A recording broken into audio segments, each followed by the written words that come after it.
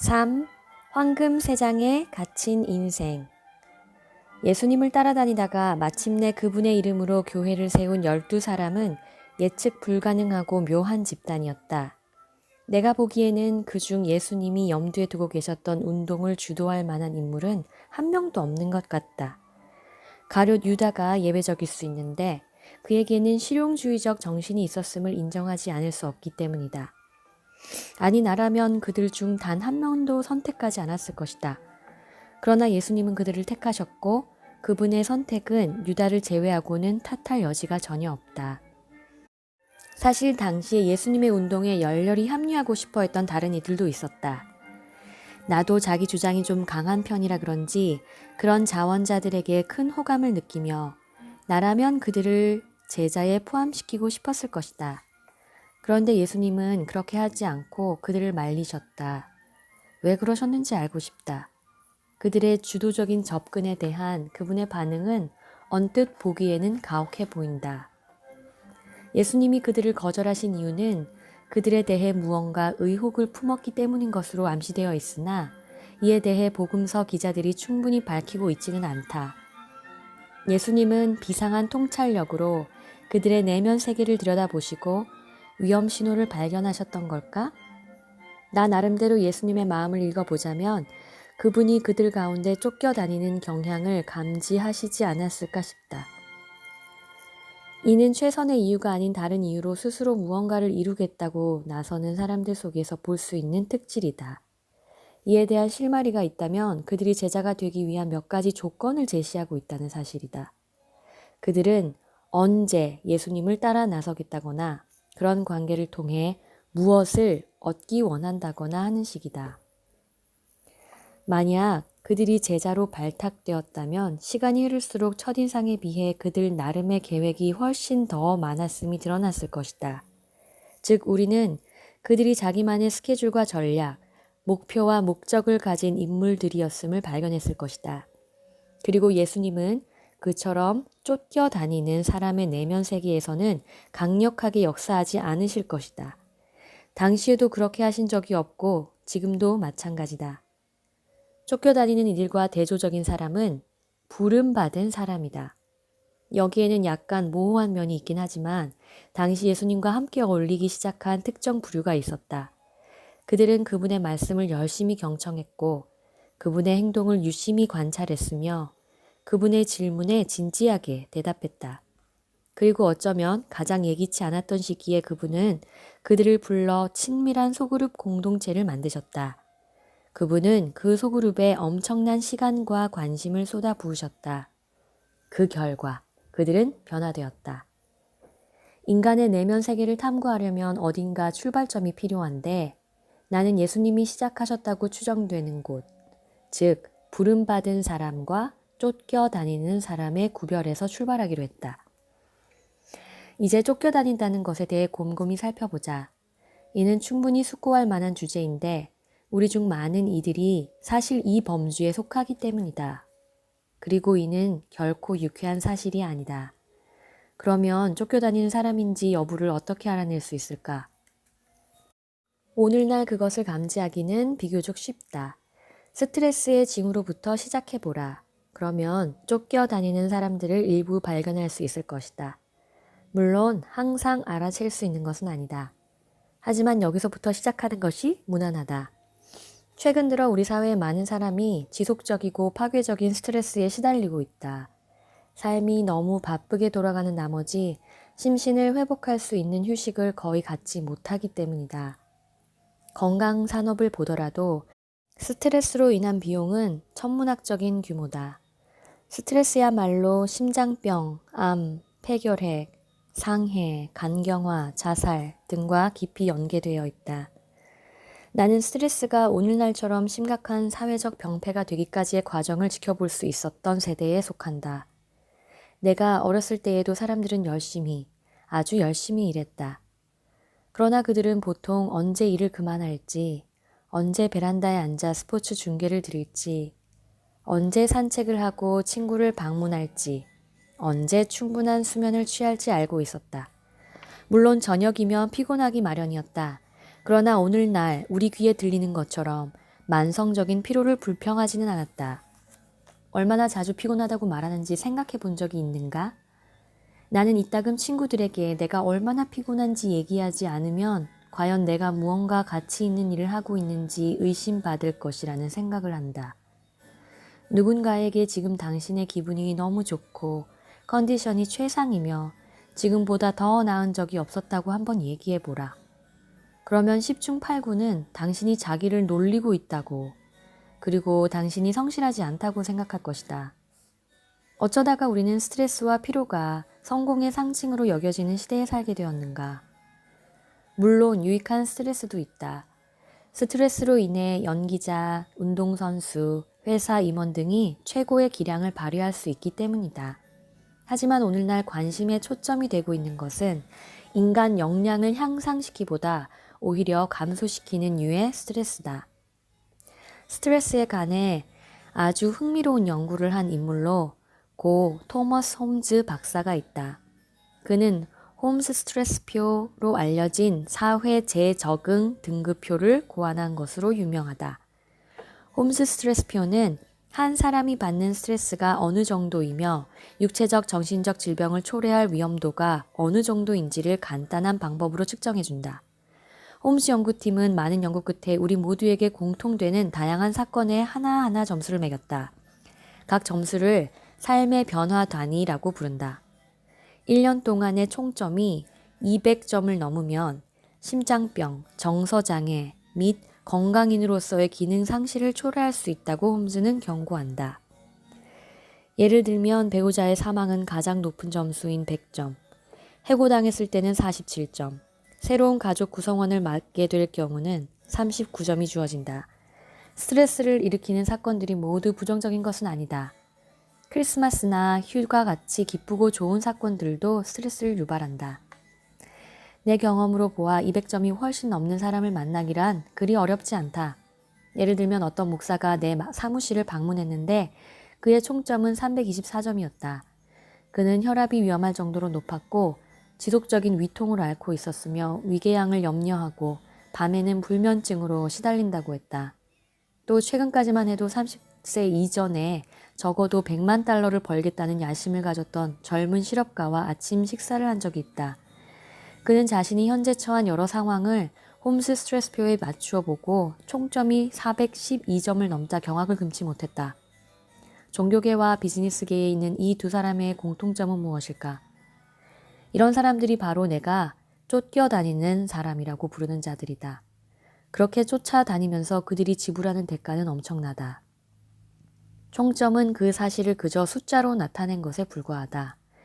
내가 여기서 쫓겨다니는 이란 단어를 쓴 이유는 그 용어가 그들이 어떤 상태로 삶을 살아가는지를 잘 묘사해 줄 뿐 아니라 우리가 스스로에게 무슨 일을 하는지 그 실상을 제대로 직시하지 않음을 설명해 주기 때문이다. 어쩌면 우리는 늘 이유도 모르는 채 어떤 목표와 목적을 향해 쫓기고 있는지도 모른다. 혹은 이러한 삶이 우리 정신과 몸 그리고 우리 마음에까지 어떠한 폐해를 주고 있는지 모르고 있을 수 있다. 여기서 마음이란 잠언 4장 23절에서 말하는 생명의 근원을 의미하는 것이다. 굉장히 좋은 일을 하느라 쫓겨다니는 사람들도 많다. 쫓겨다니는 사람의 욕구가 너무 지나쳐 불행한 결과가 초래되기도 하지만 그들이 반드시 나쁜 사람들인 것은 아니다. 사실상 쫓겨다니는 사람들이 가끔 지대한 공헌을 하기도 한다. 그들은 조직을 창설하고 일자리와 많은 기회를 제공한다. 종종 그들은 아주 명석해서 수많은 사람에게 유익을 주는 새로운 방법과 수단을 만들어내기도 한다. 그러나 어쨌건 그들은 쫓겨다니고 있으며 과연 스스로를 해치지 않고도 그런 속도를 계속 유지할 수 있을지는 의심스럽다. 나는 다른 책에서 찰스 카우먼 부인의 저서에 있는 이야기를 인용한 적이 있는데 그녀의 영적 사색은 50여 년 전만 해도 상당히 인기가 있었다. 그녀가 쓴 이야기는 한 19세기 탐험가가 아프리카의 오지를 탐험하기 위해 일단의 아프리카 원주민을 고용하면서 일어난 이야기다. 처음 사흘 동안은 예상 밖의 속도로 빨리 진행되어 원래 일정보다 훨씬 앞서갔다. 이 연구자는 무척 들떠 있었다. 그런데 나흘째 되던 날 모든 것이 변하고 말았다. 아침에 텐트에서 일어났는데 아무도 움직이지 않았던 것이다. 그에게 들리는 말이 아프리카인 지원팀이 그날은 거기서 그냥 머물기로 정했다는 것이었다. 이유를 묻자 지금까지 그들이 너무 빨리 움직였기 때문에 이제는 잠시 멈추고 그들의 영혼이 그들의 몸을 따라잡게 하기로 했다는 것이다. 이 오래된 이야기에는 하나의 메시지가 담겨 있다. 이 이야기는 한 사람의 공적 세계와 사적 세계가 분열될 수 있다는 점을, 그것도 아주 멋진 방식으로 시사하고 있다. 그 분열이 크면 클수록 스트레스도 더 높아진다. 아프리카인들은 지혜롭게도 이것을 알았으나 탐험가는 전혀 감지하지 못했다. 그러면 쫓겨다니는 사람을 가려낼 수 있을까? 물론이다. 쫓겨다니는 사람의 증상은 여러 가지다. 자주 볼 수 있는 증상은 다음과 같다. 1. 쫓겨다니는 사람은 오직 무언가를 성취했을 때에만 만족감을 느낀다. 성장 과정의 어떤 지점에서 그는 자신과 자신의 세계에 대해 기분 좋게 느낄 수 있는 유일한 길은 오직 업적을 쌓는 것뿐임을 발견한다. 이러한 발견은 어린 시절에 받은 영향 때문일 수 있다. 어린 시절 부모나 영향력 있는 교사로부터 자신이 무엇인가를 마쳤을 때에만 칭찬이나 인정을 받았을 것이다. 어떤 과제가 완수되기 전에는 긍정적인 평가를 전혀 받지 못하고 말이다. 사랑과 용납을 받는 유일한 길은 성취밖에 없었다. 손녀가 실내 축구를 하고 있는 경기장 입구에 서 있었던 적이 있다. 9살도 안 되어 보이는 조그마한 남자아이가 문 밖으로 나오더니 아빠를 보고 "제가 한 골 넣었어요, 아빠!" 하고 흥분해서 소리쳤다. 그런데 그 아버지는 "그래, 그런데 너는 2번이나 찬스를 놓쳤잖아." 하고 대답하는 것이었다. 불과 하루 이틀 전에 목격한 이 대화를 상기하면서 나는 그 아버지가 아들에게 인생과 인간의 가치는 오직 성취에만 달려 있다고 주입시키고 있지 않나 하는 생각이 들었다. 내가 한 번 성취했지. 하지만 그보다 더 성취할 수도 있었잖아. 그런 식으로 지속적인 메시지가 그 소년의 영혼에 각인되는 것이다. 그것도 아주 중요한 권위 있는 인물에 의해서. 성취 중심의 심리는 때로 그러한 상황에서 마음을 사로잡게 된다. 만약 한 번의 성취를 통해서 쾌감과 타인의 칭찬을 얻을 수 있다면 더 많은 성취는 더 많은 쾌감과 칭찬을 가져다 줄 것이라고 추론하게 된다. 혹은 하나의 성취, 이 경우는 한 골로 충분하지 않다면 3개를 더하면 내게 가장 필요한 것, 즉 인정을 얻게 되리라 생각한다. 그리하여 쫓겨다니는 사람은 점점 더 많은 업적을 이루기 위해 이런저런 길을 모색하기 시작한다. 얼마 지나지 않아 이 사람은 동시에 2-3가지 일을 하게 되는데 그래야만 이처럼 이상한 쾌락을 더 많이 누릴 수 있기 때문이다. 그는 항상 책을 읽거나 세미나에 참석하는 부류가 된다. 거기서 시간을 좀 더 효과적으로 활용하는 법을 배우기 위해서다. 왜 그럴까? 그렇게 함으로써 좀 더 많은 업적을 이루고 그 결과 더 큰 만족감을 얻게 될 것이기 때문이다. 이러한 사람은 삶을 오직 결과의 측면에서 본다.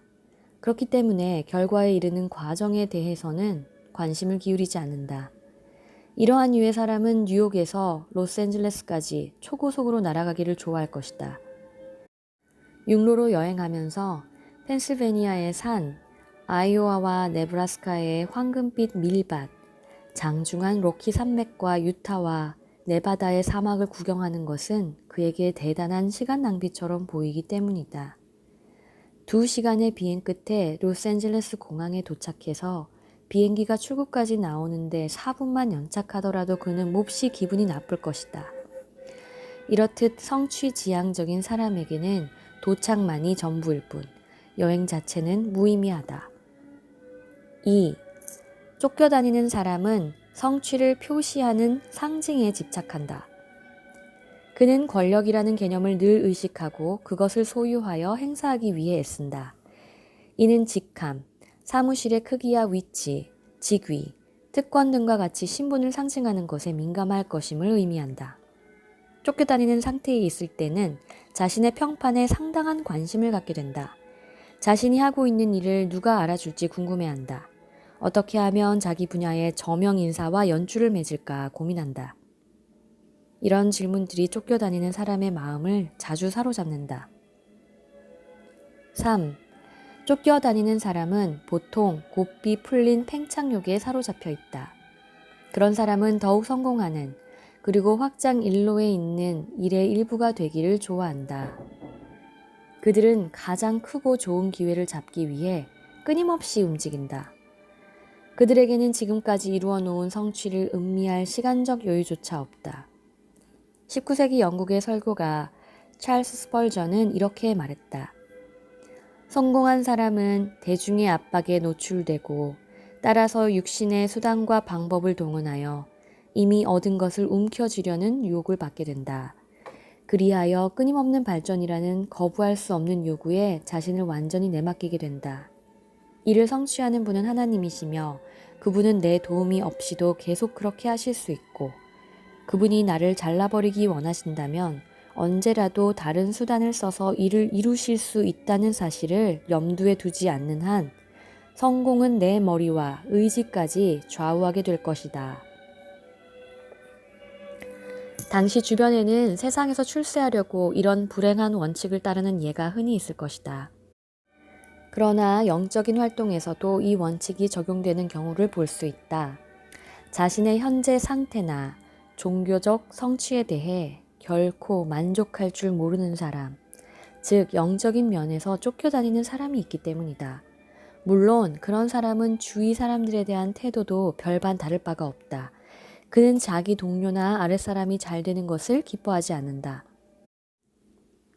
더 능률적인 방법, 더 좋은 결과, 더 깊은 영적 체험을 찾으면서 끊임없이 긴장하고 조바심 가운데 산다. 그가 자신에 대해 혹은 다른 사람에 대해 만족하게 되리라고는 거의 기대할 수 없다. 나는 북미의 시대 상황을 비전 중심 교회의 시대라고 부른다.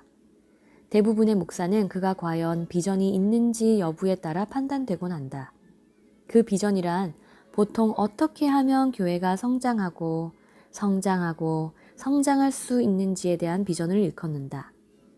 사람들에 대한 목회적 돌봄, 지난 수백 년 동안 교회의 목표로 자리 잡고 있었던 그 돌봄은 더 많은 사람이 모이는 것이라는 목표의 뒷전으로 밀려났다. 더 많은 사람은 더 많은 프로그램, 더 많은 건물, 더 많은 교육자를 의미하기 때문이다. 만약 이로 인해 더 많은 불신자가 하나님의 나라로 들어가게 된다면 전혀 문제될 것이 없다.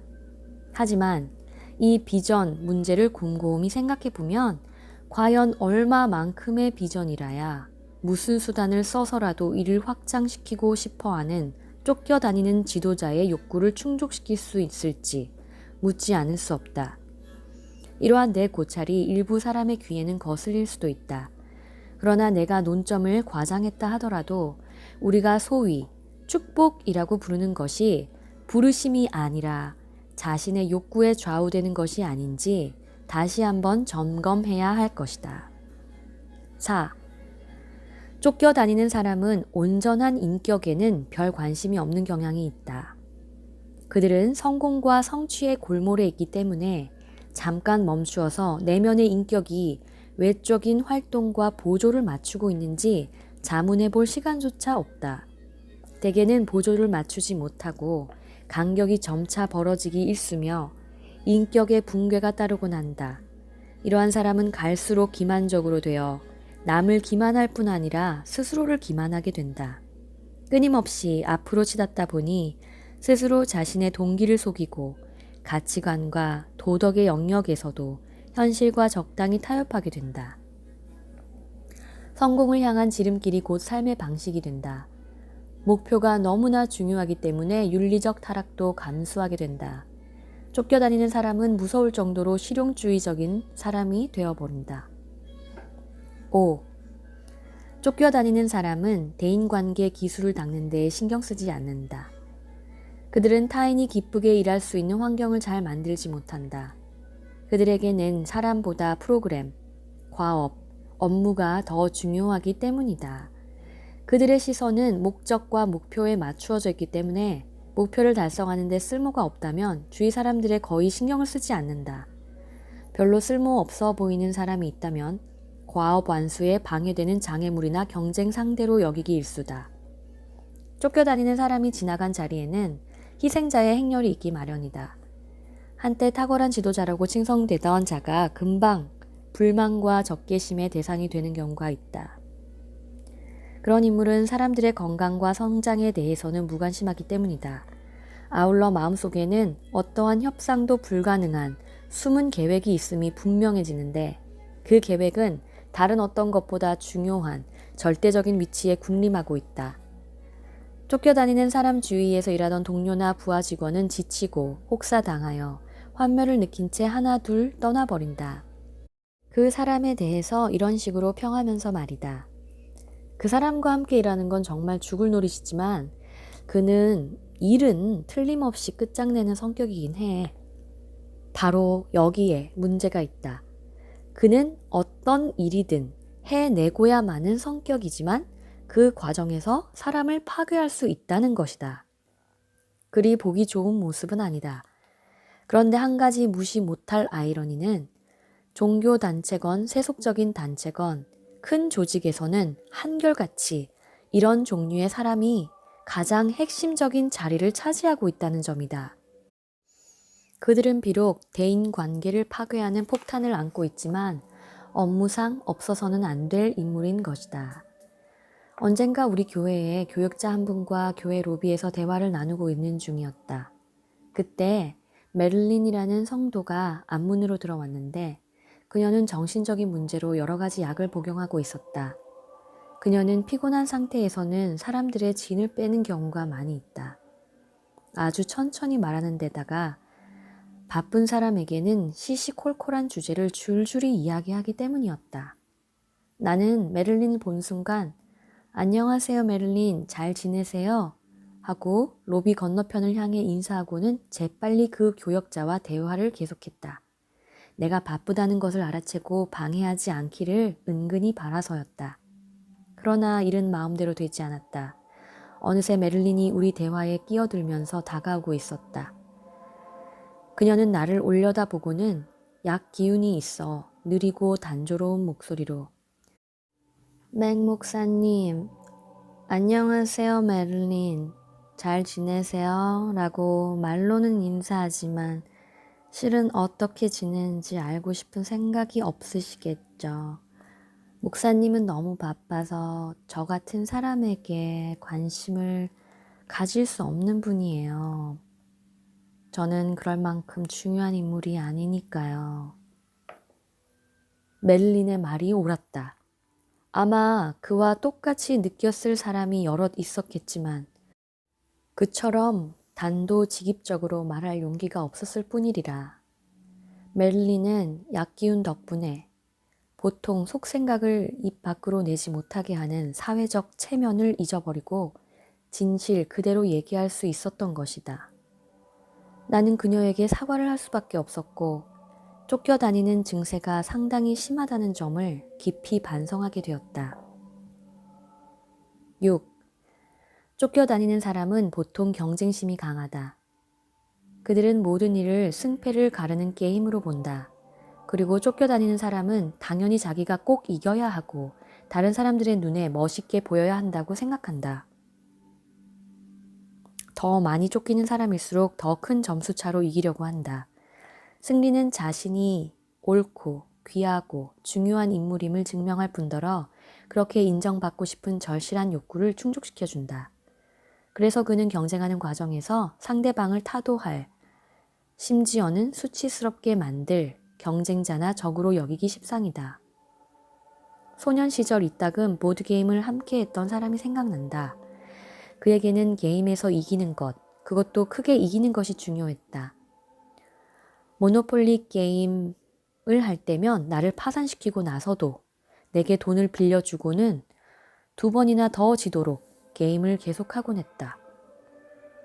단어 맞추기 게임을 할 때면 나보다 훨씬 뛰어난 어휘 실력을 갖고 왕창 이기고 있으면서도 게임을 계속하자는 식이었다.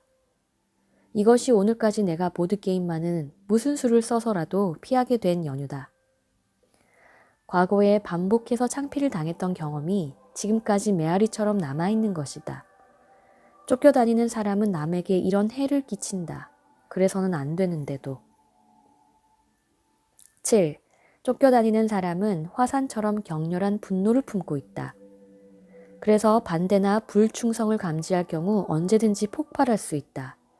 사람들이 자기 의견에 동의하지 않거나 어떤 문제에 대한 다른 안을 내거나 혹은 비판의 빛이 조금이라도 보이면 분노가 언제라도 격발될 수 있다. 이러한 분노는 신체적 폭력으로 나타나지 않을 수도 있다. 그러나 인격을 모독하거나 수치스러운 모욕감을 주는 것과 같은 잔인한 언어폭력의 형태를 취할 수 있다. 분노는 해고하기, 동료들 앞에서 중상하기, 사람들이 기대하는 것, 즉 호의나 돈 혹은 우정을 거부하기와 같이 복수 행위로 나타날 수도 있다. 다음 이야기는 내 친한 친구가 들려주지만 않았어도 정말 믿기 어려운 사건이다. 여러 직원이 큰 사무실에서 함께 일하는 작은 회사가 있었다. 거기서 15년 동안 일하던 한 여직원이 아기가 아파서 일주일 휴가를 사장에게 요청했다고 한다. 사장이 거절하자 그녀는 눈물을 흘리면서 다시 한번 생각해 달라고 부탁했다. 그러나 그건 대단한 실수였다.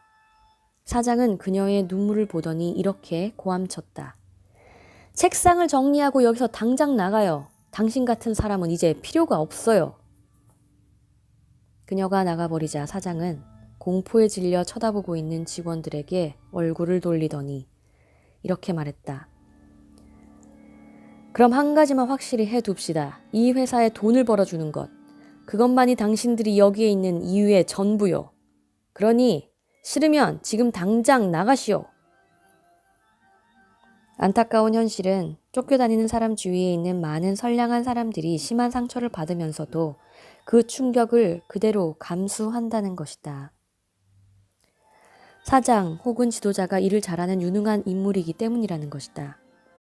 때로는 아무도 그들과 맞설 용기나 능력이 없기 때문에 격렬한 분노와 그로 인한 피해가 묵인되고 있다.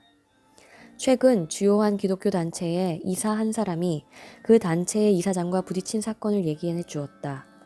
이사장이 지나칠 정도로 모독적이고 저속한 언사를 쓰면서 격렬하게 화를 냈다는 것이었다. 내가 변명할 여지도 없는 그러한 언사를 심심치 않게 내뱉는데도 왜 이사들이 그대로 용납했느냐고 묻자 그는 이렇게 대답했다.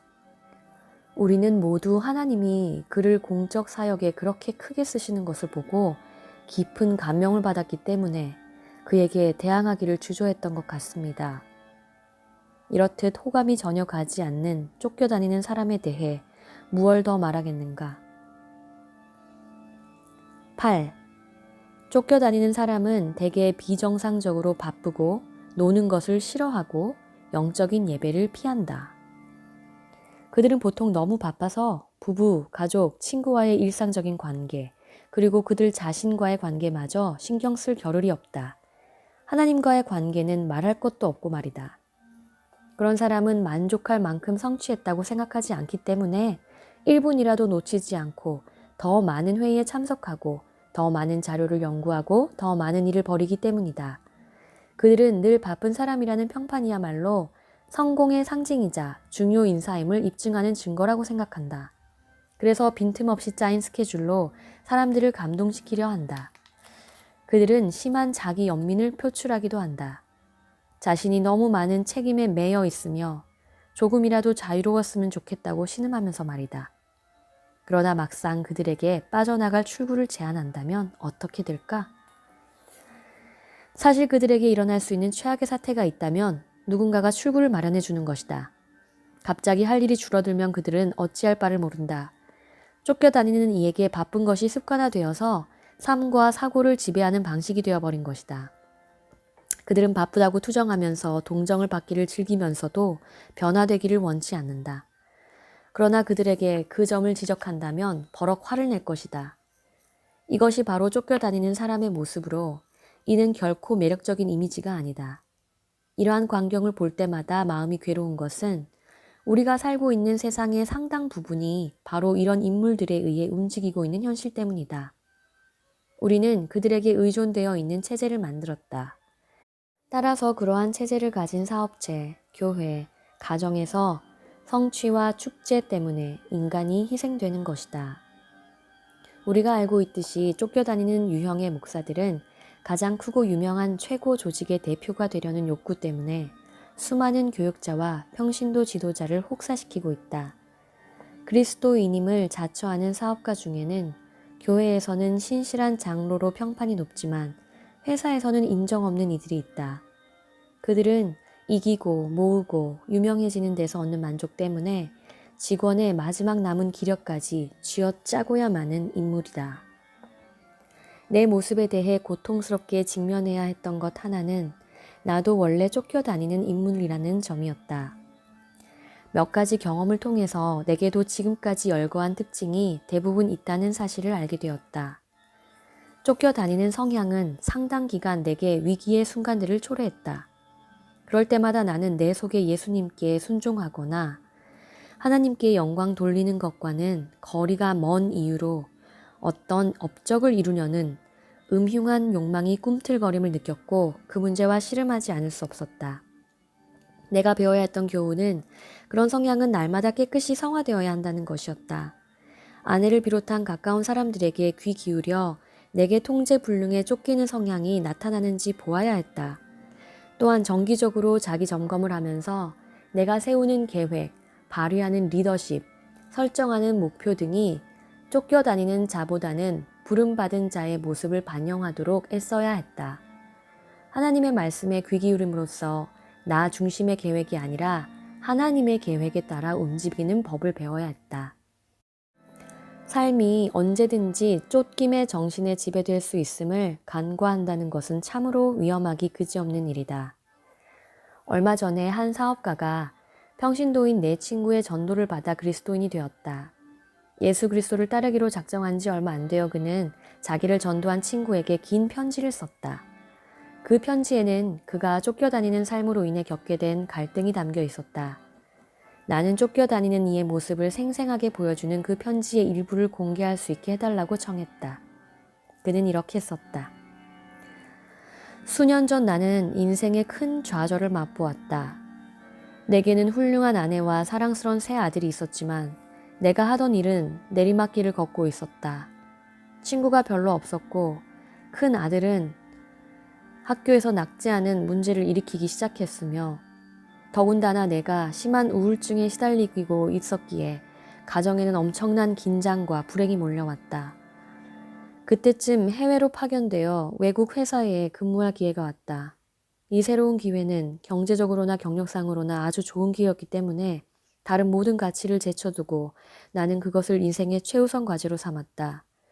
승진과 출세를 위해서 온갖 나쁜 짓을 저질렀다.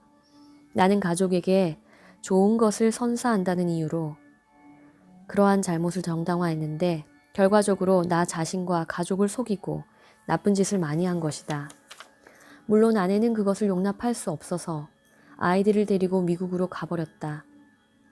그런데도 여전히 나는 내 안에 있는 문제들을 보지 못하고 있었다. 성공, 봉급, 경력 등 모든 것이 상승 기류를 타고 있었다. 나는 황금 세장에 갇히고 만 것이다. 외적으로는 굉장한 일들이 많이 일어나고 있었지만 내적으로는 모든 것을 잃고 있었다. 판단력과 결단력이 모두 약해졌다. 나는 여러 대안을 앞에 놓고 이리저리 저울질하기 일쑤였으나 한결같이 출세와 경력을 극대화시키는 방안을 택하곤 했다. 마음속으로는 무엇인가 크게 잘못되어 가고 있음을 알고 있었다. 교회도 다녔지만 어떤 말씀도 귀에 들어오지 않았다. 온통 나 자신의 세계에 갇혀 있었던 것이다. 가족이 떠난 후 몇 주 뒤 지금까지의 내 사고방식을 완전히 포기하고 호텔방에 9일이나 틀어박혀 있으면서 어떻게 할 것인지 궁리해 보았다. 생각하면 할수록 괴로움이 커졌다. 나는 정말 죽은 거나 다름없는 삶을 살아왔으며 내 인생이 암흑 속에 파묻혀 있었음을 깨닫기 시작했다. 그런데 설상가상으로 빠져나갈 길을 찾을 수 없었다. 유일한 방안은 어디론가 도망가서 지금까지의 모든 관계를 끊고 새 출발을 하는 것뿐이었다. 밑바닥까지 떨어진 인생에 관한 이 처참한 이야기는 다행히 행복한 결말에 이른다. 9일 동안 호텔방에서 지낸 지 얼마 안 되어 그는 하나님의 사랑과 자신의 삶을 극적으로 바꿀 수 있는 그 능력을 발견하게 되었다. 그리고 이 쫓겨다니던 사람은 다음 장에서 다루게 될 주제인 부름받은 사람으로 바뀌게 되었다. 그는 드디어 황금세장을 탈출한 것이다. 성경에서 이스라엘의 첫 왕인 사울만큼 쫓겨다니는 자의 전형을 잘 보여주는 경우는 드물다. 앞의 이야기가 행복한 결말에 이른 것과는 달리 이 이야기는 비극으로 끝나게 된다. 사울은 황금세장 밖으로 결코 빠져나오지 못했기 때문이다. 그는 자신에게 스트레스를 계속 쌓는 일밖에 하지 않았다. 그것이 마침내 그를 파괴시키고 만 것이다. 성경이 사울을 소개하는 대목은 누구든 자신이 갖고 있는 몇 가지 결함을 내면 세계에서 잘 다루지 않으면 곧 자제력을 잃게 된다는 점을 크게 경고하는 소리다. 베냐민 지파에 기스라고 하는 유력한 사람이 있었다. 그의 아버지는 아비엘이고 할아버지는 스롤이고 그 윗대는 베고라시고 그 윗대는 아비야인데 베냐민 사람이다. 그에게는 사울이라고 하는 아들이 있었는데 잘생긴 젊은이였다. 이스라엘 사람들 가운데 그보다 더 잘생긴 사람이 없었고 키도 보통 사람들보다 어깨 위만큼은 더 컸다. 사무엘상 9장 1절에서 2절 말씀. 사울은 공적 생애 초기에 자산이 될 수도 있고 혹은 막중한 부채가 될 수도 있는 천부적인 세 가지 특징을 가지고 있었다. 어느 편이 될지는 그의 선택에 달려 있었다. 또 그러한 선택은 그의 내면 세계의 일상적인 질서에 달려 있었다. 그 세 가지는 무엇인가? 첫째는 부, 둘째는 매력적인 외모, 셋째는 건강하고 잘 발달된 체격이었다. 이 모두는 한 인간의 공적 세계를 좌우할 만한 특징이다. 달리 말하면 사울은 첫 인상에서는 주위의 누구보다 뛰어났다. 세 가지 외적 특징은 모두 사람들의 관심을 끌었고 그에게 아주 유리하게 작용했다. 사울의 타고난 자질들을 생각할 때마다 수년 전에 내게 이렇게 말했던 은행장이 생각난다. 맥도날드 씨, 당신은 키가 15cm만 더 컸어도 사업계에서 크게 성공했을 겁니다. 특히 무엇보다도 그 특징들은 그에게 일종의 카리스마를 부여하여 굳이 지혜로운 마음이나 영성을 개발하지 않더라도 그로 하여금 일찍 성공을 거두게 만들었던 것이다. 한마디로 그는 빠른 출발을 한 것이다. 성경에서 사울 이야기를 따라가 보면 그의 성공에 기여할 수도 있고 종국적인 파멸의 원인이 될 수도 있는 그에 관한 몇 가지 사실을 더 알게 된다. 예를 들면 그는 달변가였다고 한다. 군중 앞에서 매우 유창하게 연설을 하는 사람이었다. 견고한 내면 세계를 개발할 필요를 느끼기도 전에 권력을 공고히 하고 명망을 얻을 수 있는 기회를 얻은 것이다. 그런데 바로 거기에 위험이 도사리고 있었다. 사울이 이스라엘의 왕이 되자마자 성공은 너무 빨리 찾아왔다. 그래서 그는 인생의 한계를 깨닫지 못했다. 자기도 타인의 도움이 필요하고 하나님과의 관계를 가질 필요가 있다는 것과 자기 백성에 대한 책임을 생각하는 데조차 시간을 들이지 않았다. 쫓겨다니는 자의 증상들이 나타나기 시작한 것이다. 사울은 바쁜 사람이 되었다. 그는 세상을 정복 대상으로 보았다. 그리하여 사울은 이스라엘의 큰 원수인 블레셋과의 전쟁이 임박했을 때 제사를 드리러 올 선지자 사무엘을 기다리다가 그가 제 시간에 오지 않자 안달이 나서 견딜 수 없었다. 그는 자신의 계획대로 일이 풀려나가지 않는다고 느꼈다. 그는 일을 진행시켜야만 했다.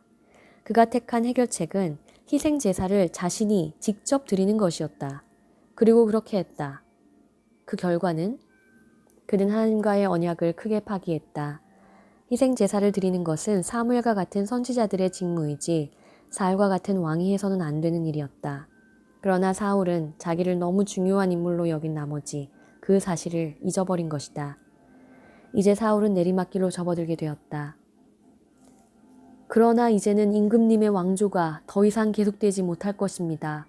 주님께서 임금님께 명하신 것을 임금님이 지키지 않으셨기 때문에 주님께서는 달리 마음에 맞는 사람을 찾아서 그를 당신의 백성을 다스릴 영도자로 세우셨습니다.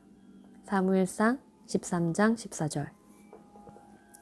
이것이 바로 쫓겨다니는 사람의 마지막이다.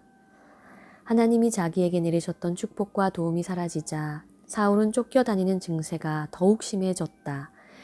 곧 그는 이스라엘 백성의 신망을 얻은 젊은 다윗과 경쟁하면서 왕위에 집착하는 데 모든 정력을 소모했다.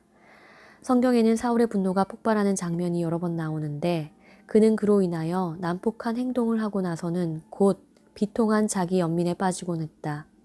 말년에는 원수를 찾느라 온 숲속을 뒤지며 자제력을 상실한 인간이 되었다. 왜 그랬을까? 그는 애초부터 쫓겨다니는 사람이었고 한 번도 내면 세계의 질서를 가꾸지 않았기 때문이다. 홈스 스트레스표에 맞춰 본다면 사울의 총점은 과연 얼마나 될까 궁금하다. 심장병으로 쓰러질 만큼 높은 점수가 아니었을까 생각된다. 그런데 사울은 그처럼 쫓겨다니는 근성을 해결하고자 전혀 노력하지 않았다.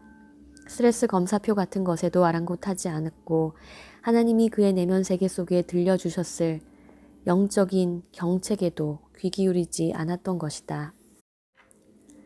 사울은 예수님이 선택하신 12제자 안에 들었더라도 오래가지 못했을 것이다. 그는 매우 충동적인 사람이었다. 그 충동은 그로 하여금 권력을 움켜쥐고 놓지 못하게 만들었고 가장 가까운 부하들마저 등을 돌리게 했으며 계속해서 어리석은 결정을 하게 만들었고 결국 수치스러운 죽음에까지 이르게 만들었다. 그는 쫓겨다니는 인물의 전형이었다. 우리 안에 사울 같은 면모가 보인다면 그만큼 내면 세계에서 해야 할 작업이 많다. 처리되지 않은 충동들로 내면이 가득 차 있으면 주님이 부르시는 음성을 잘 듣지 못하기 때문이다. 스트레스의 소음과 고통이 너무 커서 그러하리라. 안타깝게도 우리 삶에는 수많은 사울들, 즉 축제하고 인정받고 성취하기 위해 쫓겨다니다가 황금 세장에 갇힌 사람들로 가득 차 있다. 불행하게도 교회마저 이처럼 쫓겨다니는 사람들로 가득하다. 많은 교회들이 메마른 샘으로 변했다. 사람들을 성장케 하고 하나님의 도를 기뻐하게 하는 생명의 샘이 되기는커녕 스트레스의 원천이 되어버린 것이다. 쫓겨다니는 자의 내면 세계는 무질서하다. 그의 세장은 번쩍거리는 황금으로 만들었을지 모르지만 그것은 어디까지나 덫에 불과하다. 그 덫 안에서는 아무것도 오래가지 못한다. 더 깊이 생각해보기. 1. 그리스도께서는 사람들을 쫓겨다니는 성향과 부름받고자 하는 성향으로 구분하셨다. 그분은 그들의 동기와 영적인 힘이 기반이 무엇인지, 어떤 유의 만족에 관심이 있는지 등을 중요시하셨다. 그분 자신에게 진정한 관심을 가진 자들은 부르셨으나 자기 욕망에 끌려 예수님을 이용하려 든 사람들은 피하셨다. 그렇다면 당신은 과연 예수님의 제자가 될 자격이 있는가? 없다면 그 이유는 무엇인가? 2. 당신이 활동적인 그리스도인이 되도록 힘을 주는 여러 가지 동기를 열거해보고 나름대로 분류해보라. 먼저 시간을 내어 성령의 고요한 음성을 들은 후 그것들을 적어보라. 3. 현재 당신이 받는 스트레스 중 부정적인 스트레스는 어떤 것들인가? 4. 고린도후서 11장 24절에서 28절을 읽고 사도 바울이 사역을 하면서 경험한 스트레스가 무엇인지 열거해보라. 이것을 3번 질문에서 열거한 당신의 부정적인 스트레스와 비교하면서 느낀 점을 써보라. 5. 바울은 어떻게 스트레스의 정도에 걸맞는 내적 탄력성을 얻었는가? 성구사전을 사용하여 고린도 후서에서 기도 혹은 기도하다라는 단어가 들어간 구절을 모두 찾아보고 바울의 내면 세계의 질서에 기도가 어떤 역할을 했을지 생각해보라. 6. 당신의 삶에 뚜렷이 나타나는 쫓겨다니는 자의 특성을 열거해보라. 7. 당신의 가족이나 가장 가까운 친구에게 가서 당신에게 나타나는 그런 특성을 말해달라고 부탁해보라. 8. 사울이 왕이 되었을 때 하나님이 그에게 주신 3가지 자산은 무엇이었는가? 그것들은 그에게 어떤 유익을 가져다 주었는가? 9. 사울의 경험에 관한 성경 기사를 읽고 당신 자신의 삶에서 경험하는 그와 유사한 모습을 적어보라. 10. 이제 그것들을 주님 앞에 내려놓고 당신이 황금 세장으로부터 나올 수 있도록 통찰력을 달라고 기도하라. 그리고 이를 위한 행동 지침을 적어보라. 11. 황금 세장의 덫에 걸린 그리스도인 지도자가 있다면 어떻게 도울 수 있겠는가?